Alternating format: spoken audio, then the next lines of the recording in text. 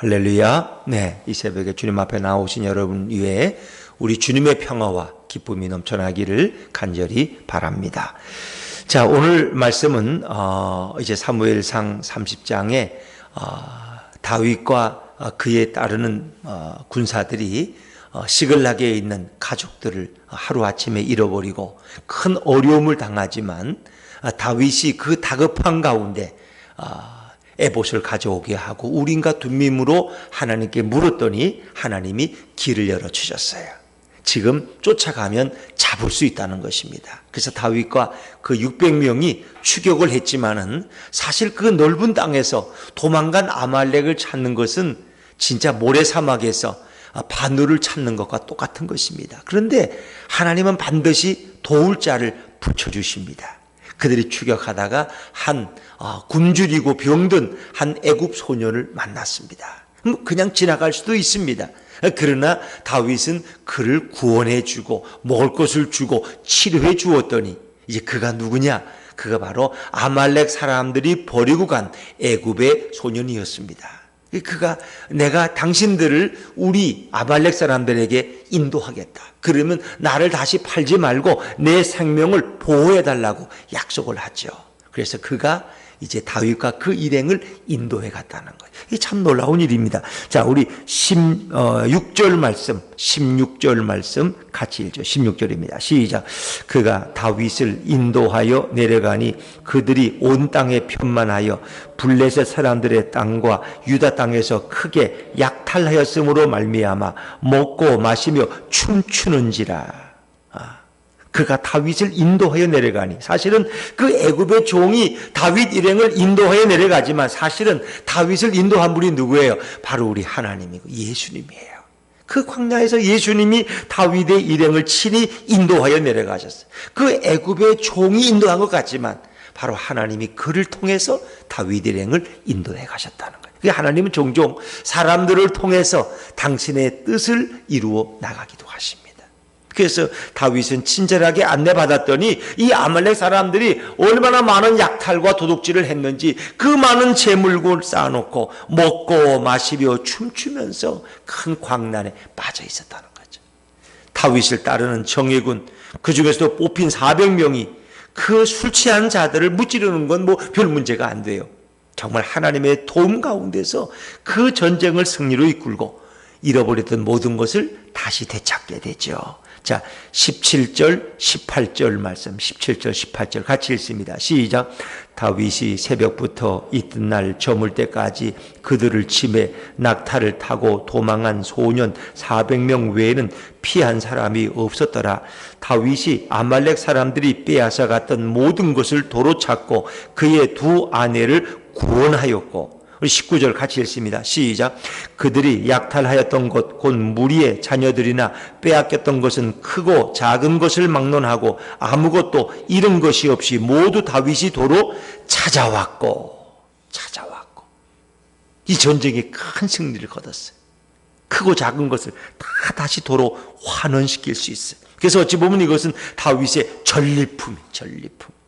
자, 여러분 오늘 이 본문을 보면 우리는 어떤 말씀이 생각이 납니까?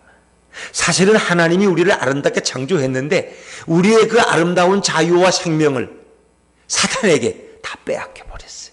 선악과 사건으로 인해서 인간이 하나님의 말씀에 불순종하고 범죄함으로 이 모든 자유를 다 빼앗겨 버렸어요. 이 모든 영원한 생명을 빼앗겼어요. 인간은 죄악 가운데 살다가 지옥에 떨어지는 비극적인 존재가 되었어요. 그런데 우리 예수님이 이 땅에 오셔서 우리를 위해 대신 그 고난을 치르시고 그 희생을 감당하심으로 그 모든 잃어버렸던 것을 다시 다 찾게 하셨어요.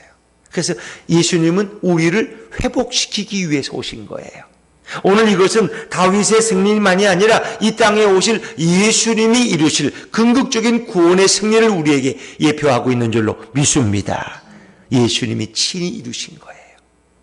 오늘 다윗의 이 승리를 통해서 하나님이 다윗의 승리를 이끌어 가셨고 그를 통해서 잃어버렸던 모든 것을 다시 되찾았다. 그래서 성경은 그것을 다윗의 전리품이라고 부르죠. 자, 20절 말씀 20절입니다. 시작. 다윗이 또 양떼와 소떼를 다 되찾았더니 무리가 그 가축들을 앞에 몰고 가며 이르되 이는 다윗의 전리품이라 하였더라. 자, 예수님은 십자가에서 죽으셨습니다. 이제 그분은 끝난 것 같았어요. 그런데 아니, 하나님이 그를 죽은 자 가운데 다시 일으키셔서 영원한 승리를 주셨고, 예수님은 우리에게 엄청난 전리품, 은혜의 전리품을 주셨어요. 그게 뭐예요? 우리에게 영원한 생명을 주신 거예요. 사탄과 마귀를 물리치시고 우리에게 영원한 생명을 주신 거예요. 어찌 보면 다윗은 그 시글락에서 돌아왔을 때 이제 모든 것을 다 잃어버렸고 이제 끝난 인생 같았어요. 심지어 자신의 부하들이 다윗을 돌로 쳐서 죽이려고까지 했어요. 다윗의 인생은 끝난 것 같았어요. 예수님은 십자가에 죽으실 때 저 예수는 끝났어. 한창 인기를 끌더니 죽은 자를 살린다고 큰소리 치더니 저 예수도 이제 아깝게 끝나서 젊은 나이에 결혼도 못하고 33살에 아유 불쌍해. 그런데 예수님이 끝난 겁니까? 아니, 하나님이 죽은 자 가운데 그를 일으키셔서 우리의 영원한 생명의 구주가 되게 하신 줄로 믿으시기 바랍니다. 그래서 그 예수님은 오늘도 살아서 우리와 동행하고 계십니다. 성경은 말이에요. 이것을 예표하고 있는 거예요. 예수님이 이루실 그 엄청난 은혜의 승리, 그리고 그 승리를 우리 모두에게 나눠주셔서 선물로. 그렇죠. 그래서 오늘 본문은 참 다윗의 한 사람에 대한 얘기처럼 보였지만 그것은 이 땅에 오실 바로 예수님의 영원한 승리를 우리에게 보여주고 있는. 그래서 다윗은 예수님의 그림자로, 예표로 성경에서 가장 많이 인용되는 인물이 바로 다윗이죠. 그래서 예수님은 다윗의 후손으로 오셨고 다윗이 메시아의 표상처럼 성경은 기록하고 있는 것이죠. 자, 이제 그들이 돌아와서 200명이 기다리는 부솔 시내에 200명을 남겨두고 400명만 달려갔잖아요. 왜 너무 피곤한 자들을 물려두고. 그리고 이제 돌아와서 그들을 맞았는데 거기서 이제 문제가 생겨요. 이 엄청난 다윗의 전리품을 어떻게 나눌 것이냐, 이것이 그들의 고민이었어요. 자, 22절 말씀 같이 읽죠. 시작. 다윗과 함께 갔던 자들 가운데 악한 자와 불량배들이 다 이르되 그들이 우리와 함께 가지 아니하였은즉 우리가 도로 찾은 물건은 무엇이든지 그들에게 주지 말고 각자의 처자만 데리고 떠나가게 하라 하는지라. 이 가운데도 악한 자와 불량배들이 있었어요. 우리가 생명 걸고 가서 이렇게 이기지 않았느냐? 이렇게 또 엄청난 걸 찾았으니까 이 아까운 걸 우리 400명이 다 나눠 가져야지. 왜 저 부솔 시내에서 피곤하다고 기다리던 200명에게도 나눠줄 필요가 있느냐? 그럴 필요가 없다는 거예요. 이게 굉장히 중요한 겁니다, 여러분. 자기들의 공로를 주장하는 거예요. 우리는 전쟁에 나가 싸워서 이걸 빼앗았다. 그러니까 우리가 나눠 갖는 게 맞다는 거예요. 저 쉬면서 기다리는 놈들에게는 줄 필요가 없다는 거. 물론 그들도 할 일은 있었죠. 왜? 집이라든가 이런 걸 가지고. 전쟁에 나가면 전방에 나가는 부대도 있지만 후방에서 또 보급하는 후방 부대도 있잖아요. 대포를 쏘기도 하고 뒤에서. 그런데 오늘 이 사람들은 앞에 나간 우리가 다 차지해야 된다. 거기에 대해서 다윗은 뭐라고 얘기하는지 한번 여러분 집중해 보세요. 23절 말씀. 23절입니다. 시작. 다윗이 이르되 나의 형제들아 여호와께서 우리를 보호하시고 우리를 치러온 그 군대를 우리 손에 넘기셨은즉 그가 우리에게 주신 것을 너희가 이같이 못하리라. 우리만 독식할 수 없다. 이건 기다리던 200명에게도 나눠야 되고 그리고 우리가 데려가는 이 모든 우리의 가족들과도 나눠야 되고 심지어 다윗은 저 유다 땅에 있는 유다의 지도자들과도 이 기쁨을 나눠야 된다는 거예요. 누가 이 전쟁을 승리케 하셨어요? 여호와 하나님이. 여호와께서 우리를 보호하시고 우리를 치러온 그 군대를 우리 손에 넘기셨은즉. 넘기신 분이 누구예요? 여호와 하나님이에요. 그분이 바로 예수 그리스도예요. 그래서 이같이 우리가 독식할 수 없다. 이것은 기다리던 200명에게도 공평하게 다 나눠야 된다는 거예요. 은혜라는 건 나누는 거예요. 그런데 많은 사람들은 자기 공로를 주장해요. 내가 이 교회 개척할 때부터 내가 함께 했으니까 내 공로가 크지. 나를 아무도 무시하지 못해. 이런 자기 공로가 있어요. 근데 이 공로가 교회를 병들게 만드는 거예요. 개척한 목사는 자기의 공로를 주장하고 거기에 함께 큰 힘을 뒀던 교인들은 자기들의 공로를 앞세웁니다. 교회가 공로주의에 빠지면 가장 비극적인 결과를 맞이한다는 거 아세요? 심지어 이 공로는 나는 착하게 살았다는 공로, 나는 거짓말도 한 번 안 했다는 공로, 나는 율법을 잘 지켰다는 공로, 그래서 나는 내가 의를 쌓아서 내 의로 내가 구원받는다는 자기 공로, 구원의 공로. 나는 착한 일을 많이 했으니까 그 공로 때문에 구원받을 거야. 근데 저 사람은 거짓말을 많이 하고 가끔 나쁜 짓도 하는 그런 사람은 구원 못 받을 거야. 자기 공로주의에 빠지는. 근데 성경은 공로를 반대해요. 공로는 오직 누구의 공로가 있어요? 예수 그리스도의 공로만 있는 줄로 믿습니다. 우리는 받을 자격이 없는 사람들이 받았기 때문에 그걸 뭐라 그래요? 은혜라고 하는 거예요. 은혜. 그러니까 예수님의 비유 가운데 이제 포도원에 품꾼들이 갔는데 아침에 6시부터 가서 하루 종일 일한 사람들 더 많이 받아야 되죠. 그런데 오후 5시에 가가지고 1시간 동안 일한 사람들도 있어요.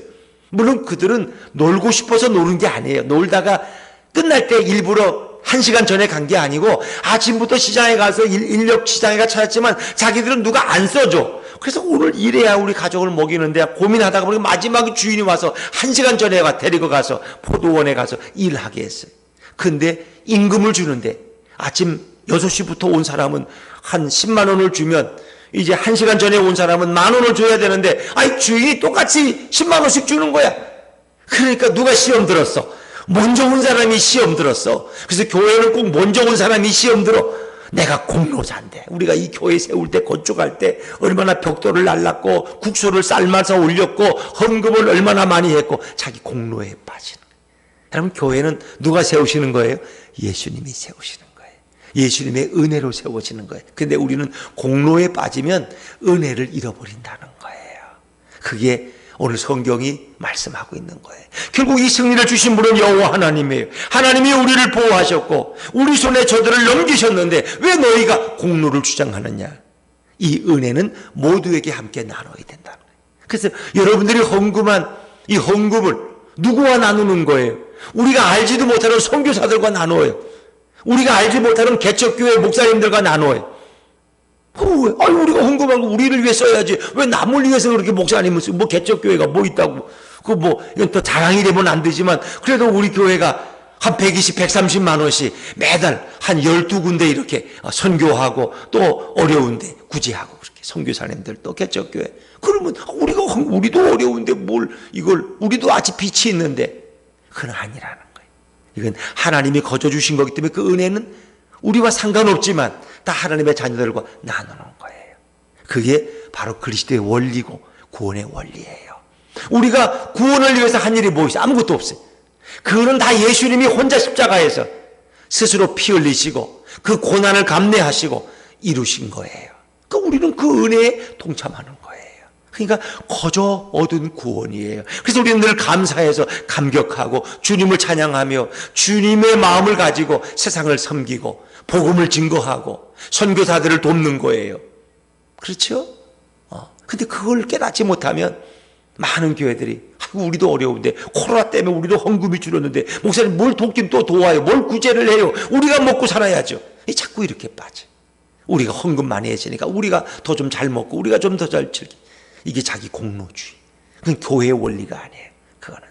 그래서 오늘 다윗은 그 모든 것을 우리 동포들과 나눠야 된다는 거예요. 사람들은 자신들의 노력과 공로에 집중하지만 다윗은 모든 것이 하나님의 은혜라고 그렇게 주장하는 거죠. 오늘도 교회는 공로주의자들이 있기 때문에 어려움 당하는 거예요. 내가 교회를 세웠으니까 우리 자식에게 이 교회를 세습시켜야 된다. 내가 이만한 나는 목이 있으니까 마치 회사에 어떤 주식의 목을 가진 것처럼 나는 지분이 이만큼이니까 내 지분은 찾아야 되겠다는 거예요. 이 모든 것은 누구의 소유예요? 하나님의 소유고 하나님의 것이라는 것입니다. 교회는 바로 하나님의 은혜로 세워졌고 이 교회를 이끌어 가시는 분도 바로 하나님이시라는 거예요. 그렇습니다.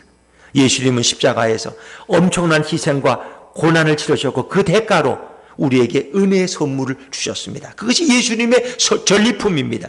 죄사함의 은혜, 생명의 은혜, 각종의 보호의 은혜를 우리는 오늘도 입으면서 살아가는 것입니다. 그래서 이 전리품을 나누는 전통은 이미 민수기 31장에 모세 시대에도 있었던 거 여러분 아세요? 미디안에게 이제 복수하기 전쟁을 치렀어요. 그리고 그 많은 노획물을 가지고 왔는데 모세는 명령했어요. 그것은 반은 군인들에게 반은 회중들에게 나누어라. 후방에서 그들을 위해 기도했던 그 백성들에게도 전리품을 동일하게 나누고, 그리고 전리품의 일부는 하나님께 제사로 드리는 그런 모습을 우리 민수기 31장 27절에 찾을 수가 있습니다. 그래서 어찌 보면 우리가 이제 복지라고 하는 게 그런 개념이죠. 이 사회에는 건강하고 머리가 좋고 열심히 일하는 사람들이 있어. 열심히 일해서 그분들이 돈을 벌어요. 그분들이 세금을 많이 내요. 그러면 이 사회에는 몸이 연약한 분들이 있어요. 장애인들, 연약한 병을 가진 분들, 그래서 제대로 일을 하지 못하고 생산활동에 참여하지 못하는 분들에게 국가가 이렇게 나누는 게 뭐예요? 복지야, 복지. 그러니까 힘 있는 사람들이 열심히 일해서 수출을 하고 돈을 벌면 그것을 어렵고 힘든 장애인들이나 노약자들에게 그것을 함께 나누어요. 그래서 함께 살아가는 공동체가 바로 그런 거예요. 이제 그거는 여러분 성경적 정신이 맞습니다. 근데 이제 우리가 이건 아니에요. 어떤 특권층은 일도 안 하고 놀기만 해. 맨날 데모만 해. 근데 그냥 월급을 다 받아. 데모만 하면 월급이 나와. 그건 아니라는 거예요. 일한 사람들은 자기가 열심히 일한 것으로 어려운 사람들에게 그 은혜를 함께 나누는 거. 이게 사회복지예요. 그런데 어떤 특권층들은 일도 안 하고 소리만 질렀는데 더 많이 받아가. 그건 아니야. 그건 아니야. 그건 오해하면 안 돼. 그래서 우리 정말 건강한 복지라는 것이 어떤 것인가? 열심히 일해서 세금을 내면 그 세금을 가지고 어려운 이들에게도 그 혜택이 돌아가도록 하는 것이 사회복지 정신이다. 근데 이제 저기 외국의 예를 보면은 너무 그냥 직업이 없으니 공무원들을 엄청나게 많이 뽑아가지고 공무원들이 직장에 할 일이 없어. 다 놀아. 근데 월급은 꼬박꼬박 받고 연금 다 받아. 그러니까 나라가 결국 망해. 공무원들이 할 일이 없어. 너무 많이 뽑아놔가지고. 국민의 숫자의 3분의 1이 어느 나라는 공무원이야. 그러면 그걸 누가 벌어서 공무원들을 다 먹여요? 그 연금을 어떻게 합니까? 그래도 나라가 부도나는 거예요. 그건 아니에요. 이 일을 열심히 한 사람들이 대가를 받는데 그분들이 얻은 그 은혜를 가난하고 어려운 일하지 못하는 사람들에게, 일할 수 없는 사람들에게 나누는 것이 진정한 사회복지다 하는 걸 우리가 기억을 해야 돼. 이것이 바로 우리가 하나님부터 받은 은혜를 함께 나누는 것입니다. 심지어 이제 다윗은 그 유다에 있는 장로들에게 이제 그것을 함께 나누죠. 자, 그래서 우리 한번 성경을 좀 더 읽어볼까요? 24절, 25절 같이 읽죠. 24절, 25절. 이 일에 누가 너희에게 듣겠느냐? 전장에 내려갔던 자의 분깃이나 소유물 곁에 머물렀던 자의 분깃이 동일할지니 같이 분배할 것이니라 하고, 그날부터 다윗이 이것으로 이스라엘의 율례와 규례를 삼았더니 오늘까지 이르니라. 그리고 이것을 26절에 제가 읽어볼게요. 다윗이 시글락에 이르러 전리품을 그의 친구 유다 장로들에게 보내어 이르되, 보라, 여호와의 원수에게서 탈취한 것을 너희에게 선사하노라 하고, 13군데 유다 땅에 있는 그 장로들에게 그 전리품을 함께 나누는, 이것은 이제 하나의 유대의 전통이기도 하고, 또 다윗은 비록 이 블레셋 땅에 와 있지만 그를 따르는 그 백성들과 그 가족들은 다 누구예요? 유다의 언약 백성들이에요. 우리는 비록 이방 땅에 와 있지만 우리는 하나님의 언약 백성으로서 우리가 얻은 전리품을 너희와 함께 나눈다는 거예요. 비록 외국에 와 있지만 나는 유다 땅에 있는 백성들과 함께 생사고락을 함께 하는 의미를 가지고 있어요. 결국은 이것은 뭐예요? 나중에 다윗이 왕이 될 것을 이제 좀 수월하게 만드는 계기도 됐겠죠. 그러나 다윗은 내가 유다 땅에 있다, 블레셋 땅에 있으나 우리는 하나님의 언약 백성이라는 정신을 가지고 살아가고 있다. 특히 이제 상대가 아말렉이에요. 아말렉은 이스라엘의 원수된 백성들이에요. 그래서 원수를 쳐서 얻은 전리품이기 때문에 특별히 그것을 이스라엘 백성들과도 함께 나눴다는 것입니다. 은혜는 나누는 것입니다. 은혜는. 그러나 일부의 사람들은 공로를 주장했고 자기들만이 독식하겠다고 했지만 다윗은 그것을 반대해서 후방의 모든 사람들과 모두에게 그 은혜를 고루고루 나눠줍니다. 어쩌면 그것이 교회의 정신입니다. 내 공로로 교회는 세워지는 것이 아니라 예수님의 은혜로 세워지는 거예요. 그래서 우리는 예수님의 공로를 늘 마음에 담고 거저받은 그 은혜와 축복을 이웃과 나누면서 하나님 나라를 위해서 헌신하고 또 충성하며 살아가는 것이 바로 그리스도인의 모습입니다. 오늘도 예수님은 살아계시고 우리의 인생에 동행하십니다. 다윗을 도우셨던 것처럼 예수님은 오늘 우리와 함께 하시고 우리의 갈 길을 인도하시는 주님이십니다. 그 예수님을 높이며 찬양하며 그분과 함께 걸어가는 복된 하루가 되시기를 주의 이름으로 축원합니다. 기도하겠습니다.